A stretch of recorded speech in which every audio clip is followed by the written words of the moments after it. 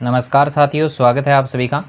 देखिए, अभी अपना जो टॉपिक चल ही रहा है, नया टॉपिक जो है अभी स्टार्ट हो चुका है अपना मीरा वाला।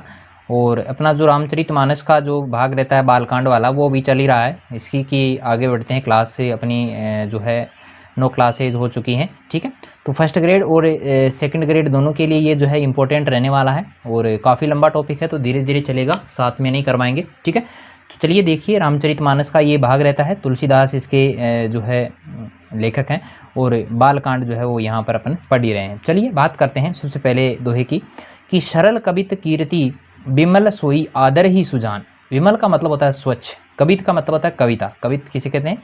कविता के लिए कवित शब्द आया है। कीर्ति का मतलब होता है प्रसिद्धि। विमल सोई आदर ही, आदर ही का मतलब होता है आदर होना। सुजन का मतलब होता है सज्जन, या अपन बात कहें तो बुद्धिमान लोगों की बात यहाँ पर की गई है। बुद्धिमान लोगों की बात यहाँ पर की गई है। तो देखिए इसका अर्थ तुलसीदास जी क्या कहते हैं कि सज्जन मनुष्य उसी कविता का आदर करते हैं। देखो, सरल कवित कीर्ति विमल सोई आदर ही सुजान, कि सज्जन व्यक्ति, सज्जन जो मनुष्य होता है उसी कविता का आदर करते हैं जो क्या होती है?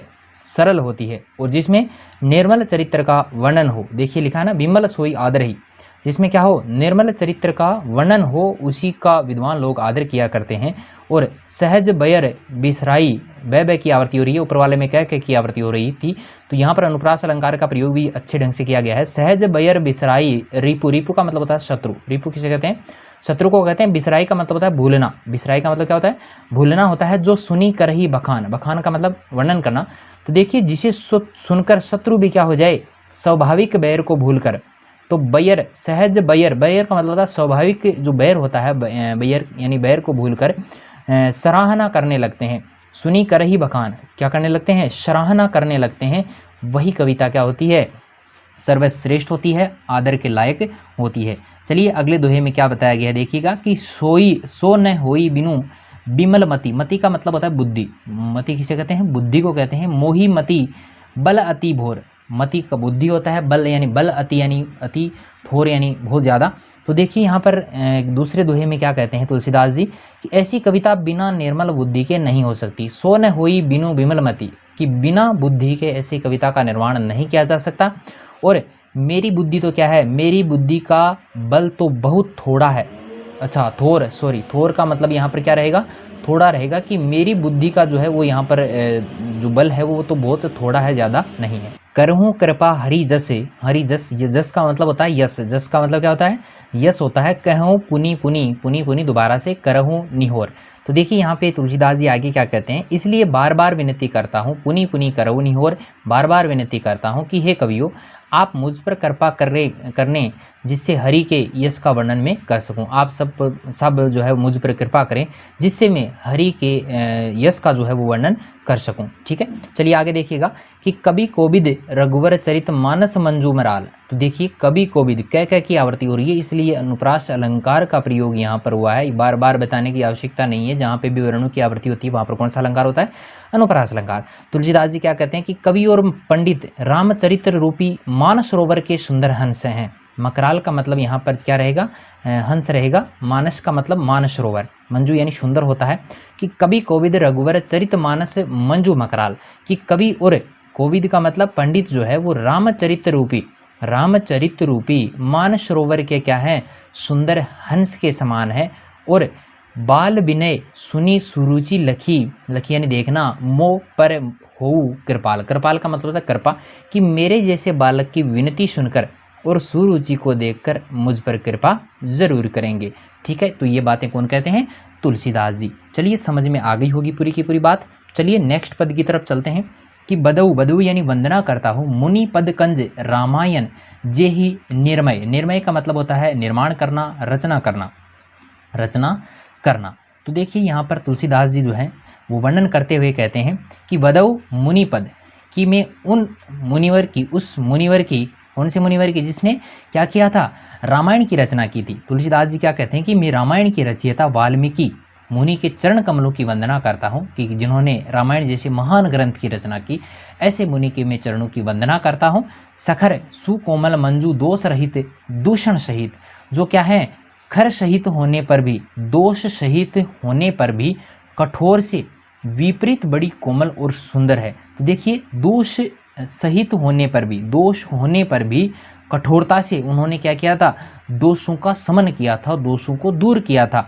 और जो राक्षस सहित होने पर भी दूषण अर्थात दोष से रहित रहे। कौन, यहाँ पर बात की गई है किनकी, ऋषि वाल्मीकि की। चलिए आगे हम बात करते हैं कि बदऊ चारी वेद भव बारिधि बोहित सरी से, कि बदऊ यानी वंदना करता हूँ, चारी वेद चारों वेदों, भव बारिधि बोहित सरी से, तो मैं चारों वेदों की वंदना करता हूँ जो संसार रूपी समुद्र के, रूपक अलंकार का इसमें प्रयोग किया गया है तो भूलिएगा नहीं, समुद्र के पार होने के लिए जहाज के समान है।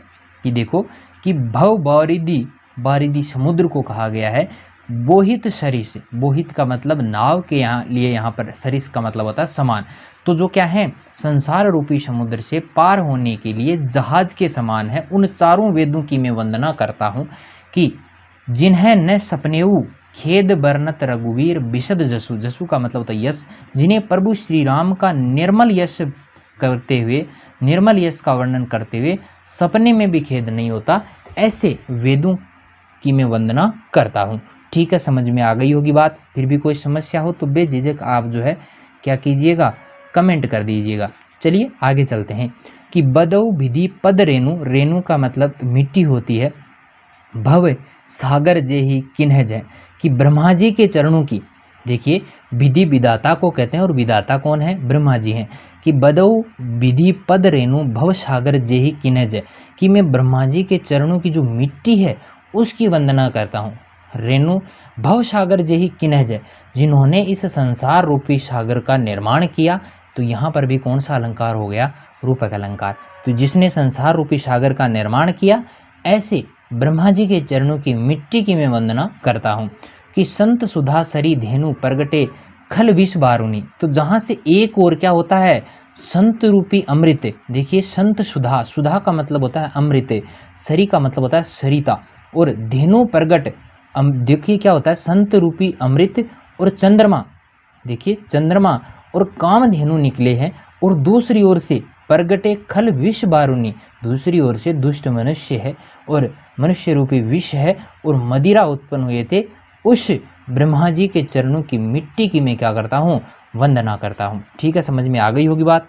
चलिए नेक्स्ट पद की तरफ चलते हैं कि बिबुद्ध बप्र बुद्ध ग्रह चरण बंदी कहू कर जोरी, हाथ जोड़कर क्या कहते हैं कि मैं हाथ जोड़कर क्या करता हूँ, देवता विबुद्ध ब्रह्म बप्र बुद्ध ग्रह चरण, तो मैं क्या करता हूँ, देवता की, ब्राह्मण की, विप्र ब्राह्मण, पंडित की वो बुद्धिमान है, और ग्रह, इनकी हाथ जोड़कर इनके चरणों की क्या करता हूँ, वंदना करता हूँ। होई प्रसन्न पूर्वहु सकल मंजू मनोरथ मोरी, तो ये सब जब मेरे ऊपर प्रसन्न होंगे तो ये मेरे सारे मनोरथ क्या कर देंगे, पूर्ण कर देंगे, सारी मनोकामनाएं पूर्ण कर देंगे। आगे देखिएगा कि पुनि बंदऊ शारद सरिता, कि मैं पुनः क्या करता हूँ, माँ सरस्वती और सरसरिता देव नदी नाम है गंगा जी की वंदना करता हूँ। पुनः जो है मैं माँ सरस्वती और देव नदी के समान गंगा जी की वंदना करता हूँ। जुगल पुनित मनोहर चरिता, दोनों ही क्या है, पवित्र हैं और मनोहर चरित्र वाली हैं। दोनों ही क्या है, जुगल का मतलब होता है दोनों ही पुनित पवित्र हैं और मनोहर, मनोहर चरिता चरित्र वाली हैं। और मज्जन पान पाप हर एका, और क्या करते हैं, एक में स्नान करने से और जल पीने से क्या होते हैं, पाप हर, पापों का हरण हो जाता है, सारे पाप मिट जाते हैं। किस में स्नान करने से, गंगा नदी में। और दूसरा क्या है, कहत सुनत एक हर अविवेका, और दूसरा क्या करता है, दूसरी क्या करती है कि गुण और यश कहने और सुनने से अविवेक का नाश कर देती है। गुण और यश कहने और सुनने से अविवेक का नाश कर देती है। तो ये दोनों क्या है भाई, एक तो गंगा जी की बात की गई है और सुनना और बोलना ये दोनों काम किसके हैं, माँ सरस्वती के हैं। तो ये भी जो अविवेक है, जो बुद्धिहीन मनुष्य है, उसमें भी बुद्धि का विकास कर देती है। तो ये है माँ सरस्वती। ठीक है, चलिए समझ में आ गई होगी बात। चलिए आगे चलते हैं कि गुरु पितु मात महेश भवानी, महेश यहाँ पर भगवान शिव के लिए आया है, भवानी यहाँ पर जो है माँ भवानी या पार्वती के लिए आया है।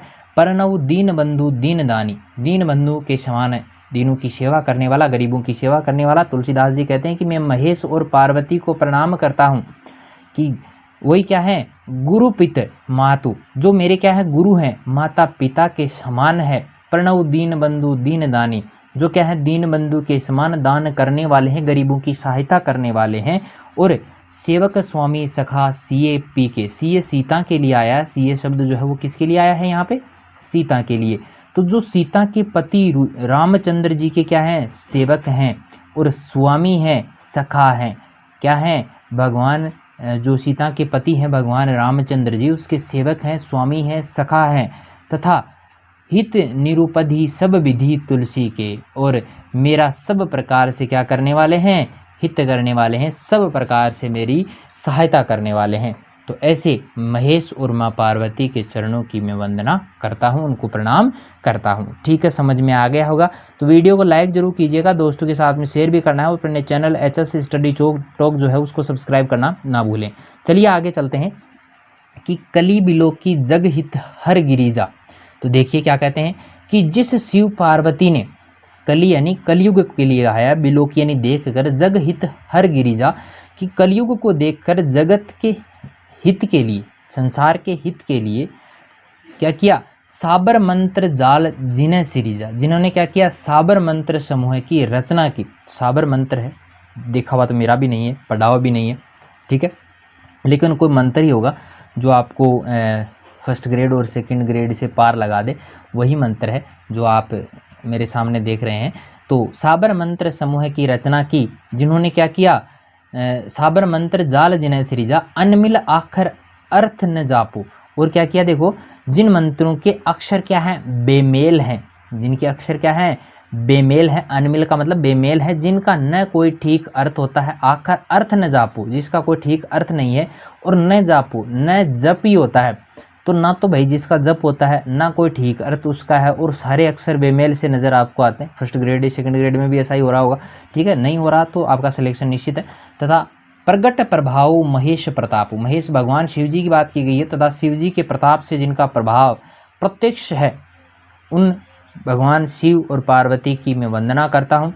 तो सो उमेश मोही पर अनुकूला, तो फिर वे उमापति, उमेश किसको कहा गया है, उमा के पति भगवान शिव, मुझ पर प्रसन्न होकर क्या करें, करही कथा मूंद मंगल मूला, कथा को आनंद और मंगल की मूल जो है वो बनाएंगे, आनंद और मंगल की मूल उसे बनाएंगे, प्रसन्न वो मुझ पर होंगे, और क्या करेंगे, सुमिरी शिवा शिव पाई पसाऊ, और इस प्रकार पार्वती और शिव जी दोनों का स्मरण करके, देखो सुमिरन शिव शिवा शिव पाई पसाऊ, और उनका प्रसाद पाकर मैं क्या करूँगा, बरनऊ रामचरित चित चाऊ, और मैं क्या करूँगा, बड़े चाव से क्या करूँगा, श्री राम चरित्र का अपने मन से वर्णन करूँगा, राम के चरित्र का वर्णन मैं बड़े मन से करूँगा। क्यों, क्योंकि पार्वती जी और शिव जी दोनों का जैसे ही स्मरण किया जाएगा तो प्रसाद रूप में जो है मुझे एक अच्छी चीज़ मिलेगी, जिससे मैं जो है रामचरित्र का वर्णन अच्छे ढंग से कर सकूँगा। आगे देखिएगा कि भनीति मोरी शिव कृपा विभाति, कि मेरी कविता जो है श्री शिव की कृपा से ऐसी सुशोभित होगी, भनीति यानी कहते हैं मोरी शिव कृपा विभाति। तो देखिए ऐसी विभाति का मतलब होता है सुशोभित होना, जैसे क्या होता है, शशि समाज मिली मनहु शुराती, जैसे तारा गण के सहित चंद्रमा के साथ रात्रि सुशोभित होती है, तारों के साथ में, जैसे तारों के साथ चंद्रमा के साथ, तारों और चंद्रमा के साथ में रात्रि जिस प्रकार सुशोभित होती है, वैसे ही मेरी कविता जो है वो सुशोभित होगी। और जे एही कतही स्नेह समेता, जो इस कथा को प्रेम सहित एवं सावधानी के साथ समझ लेगा, कही सुनी हुई समझ सचेता, जो समझ कर क्या करेंगे, सुनेंगे, वे क्या करेंगे, होई रामचरण अनुरागी, कली मल, कलयुग के जो मल यानी दोष हैं, रहित सुमंगल भागी, तो कलयुग के पापों से रहित और सुंदर कल्याण के भागी होकर श्री रामचंद्र जी के चरणों के वे प्रेमी बन जाएंगे। तो देखिए भागी का मतलब है भाग्यशाली बन जाना, उसके भागी बन जाना। कलयुग को के पापों को नष्ट करने वाले और सुंदर संसार की कल्पना करने वाले श्री रामचंद्र जी के चरणों के वे प्रेमी बन जाएंगे। देखो, होई रामचरण अनुरागी, अनुरागी का मतलब होता है प्रेमी होना, राम के चरणों के अनुरागी हो जाएंगे। कलिमल रहित सुमंगल भागी, और कलयुग के दोषों का नाश करने वाले और सुमंगल के भागी वो बन जाएंगे अगर वे श्री राम की कथा का सावधानी पूर्वक जो है वर्णन करेंगे, उसको समझेंगे, सुनेंगे, तब ये सारा काम हो सकेगा। ठीक है, चलिए आगे चलते हैं। अगला जो हमारा रहेगा कि सपने हो सोचहूँ मोही पर।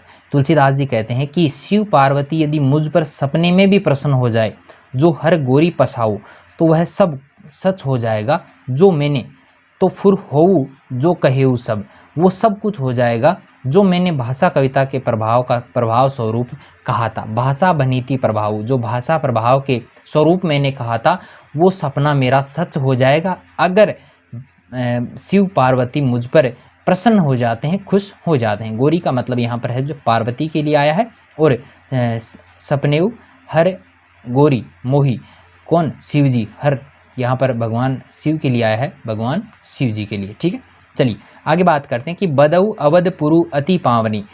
अच्छा, इसमें कुछ छूट गया, अर्थात यहाँ पर कुछ लिखा गया कि राम कथा के वाचन श्रवण से जो फल तुलसी ने इच्छित किए हैं वे सब उसको मिल जाएंगे। ठीक है, आगे देखिएगा कि बधऊ अवधपुरी अति पावनी।